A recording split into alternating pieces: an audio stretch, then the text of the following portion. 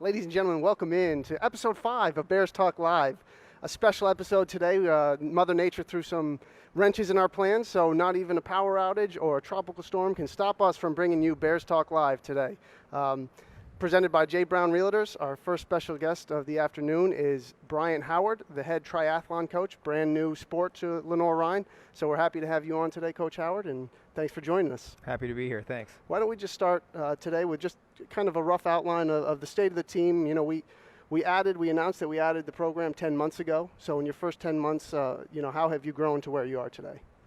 Well, we kicked off this year with a really good roster of young athletes. It's a nice blend of some really seasoned triathletes, some really high potential developmental athletes, and then some converts from other collegiate sports. We pulled 2 from collegiate swimming that have really helped out as well. Showed a lot of promise. We're young, obviously, with a freshman-heavy roster of athletes that we're counting on to make up our team. But everybody's developed really well this fall. You know, it's not ideal to not have competitions to drive your training, but they've really turned it into a positive and focused on coming together and building relationships and developing some of our limiters, and I think ultimately we're going to make the best of the situation. Now, typically, triathlon is a fall sport. So Right. Tell us a little bit about your schedule this year, how it's evolved, and how it's changed a little bit. Well, originally it was, like you said, a fall sport. We would have had 3 races, a couple of regional qualifier races, and then national championships would have been in Tempe down in Arizona, right around the middle of November. Of course, COVID changed everything, so we kind of put that all on hold. And this year what we're going to be doing is a modified spring schedule. We'll kick off with a race that we'll host right here in Hickory. Then we're going to try to head down to Florida for the Draft Legal Challenge in Claremont, Florida. And then we're hoping to culminate with a race here in North Carolina and invite some of our fellow collegiate teams from the area. And when you host that meet, who are you looking to compete against? Well, right here regionally, we have some fantastic teams right down the road in Queens, and then Belmont Abbey is just a few minutes away from campus here. And then, all told, I think we have 7 programs within a 2.5-hour drive. So we're going to put out some invitations and see who's going to be available. Not everybody is going to be competing this spring, so it's going to be a matter of who has the team ready to race. Sure. Now, just looking at your roster, you have players from all over the world. Yeah. How are you able to kind of recruit, here in the United States, but, get the word out to people all over the place to try and get them to come to Hickory and compete for you? Well, of the 9 gals, I'd say there's 9 different stories there. Yeah. Just good fortune. Some relationships that we were able to leverage and start some conversations. When you're starting a new program, there's no history to lean on. There's no reputation to lean on. So you don't get a lot of inquiries. My previous position, we would get weekly inquiries, people that are interested in being recruited. So that was a different situation. I can think of a couple that we have COVID to thank for, to be honest with you. Okay. One of our freshmen was looking to do a travel year abroad, and COVID threw a wrench in that. So she decided to stay here in the States and go ahead and start college. And she's actually going to be one of our high-impact athletes over the next few years. So we were real fortunate in that situation. A couple others were athletes that were available that probably any team in the country would have been happy to get. But the timing of the recruitment process, maybe there wasn't a spot on another team, and we started a conversation that actually ended up being a really good fit for them. So, every different situation was a little bit different, and we were really fortunate. Now, when you look at this 2020-2021 season, what would your goals be for that first year of competition for the women's squad? Win the national championship. We're very aspirational, to be honest with you. As athletes, we always want to compete at the highest level. One of the things that we all agree on is that we are going to push ourselves to be the best version of team and individuals that we can be. The girls have really embraced that.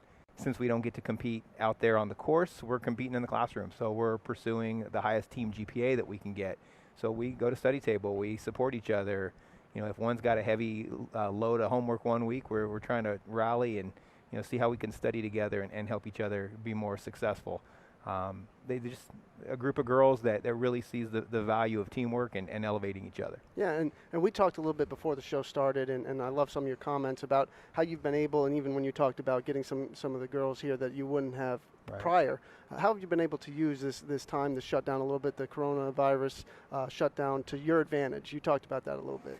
Well, had we had to go out there and compete against a bunch of seasoned NCAA teams, we would have been a little bit at a disadvantage. With a group of freshmen, being in college, being on campus, juggling, classwork and being away from home, it's a lot of variables there. And so we've really been able to use this fall to develop ourselves as athletes and establish ourselves as students on campus. There were some that came in from different training backgrounds with some limiters we were able to address. We spent a lot of time really focused on our swim because that sets the table in our racing format. So I've seen a lot of gains across the board. And we just culminated our fall training block with an inter-squad race, and we saw some fantastic results out there. Now the men's team is set to launch in a year, correct? Yes. Talk a little bit about the recruitment and the excitement level you have for starting that second squad.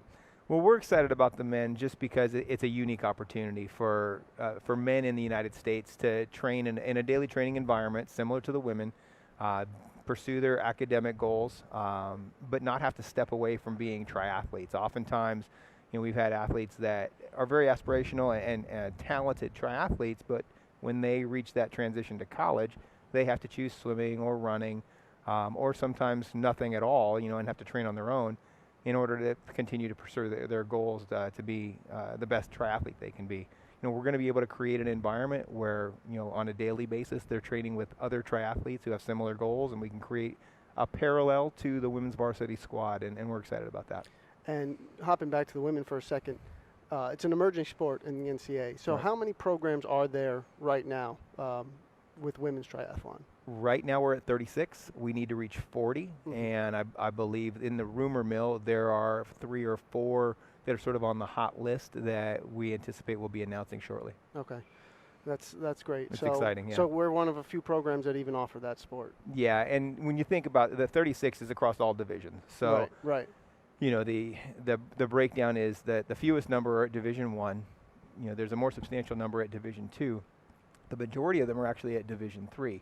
I think it actually positions Lenoir-Rhyne favorably because we have a lot of flexibility as a Division II school. We're not burdened with some of the things that a Division I might have, but we're also able to offer athletic funding. So that's one of the advantages we'd have over a Division III situation. We have a situation here in athletics, facilities like these that are on par with some of the better universities in the country. So we can offer a great situation here. And, the reality is that the divisions really applies more to football and basketball than it does to us. We go out there and we're going to compete against Division I schools every time we go out and race. So, yeah. Awesome. All right, to wrap us up today, we're going to try a little fun exercise. This is the Cars Plus Lenore Fast Lane. We're going to put 1 minute on the clock, and we're going to try and rapid fire through as many of these questions as we can. See some of Coach Howard's favorite things. You up for the challenge? We'll give it a shot. All right. We ready? 1 minute on the clock. And all right. What was your dream job as a kid? Coaching. Favorite day of the week? Wednesday. Favorite holiday? Thanksgiving.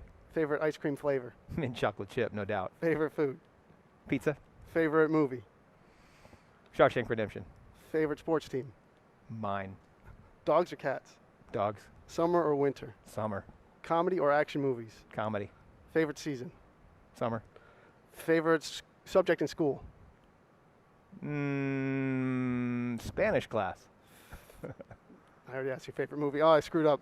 I'm glad you did, not me. Run, bike, or swim? Oh man, all of them, but I love my bike. There you go. All right. I think we finished up a little early. I did a poor job on my question. I'm glad you fumbled and not me. Yeah, so all right. you got through a lot more than I thought we would, and we ran out of questions. So appreciate you That's hopping awesome. on today. And we're going to take a quick commercial break, and we'll be back with the second segment of Bears Talk Live. Thanks.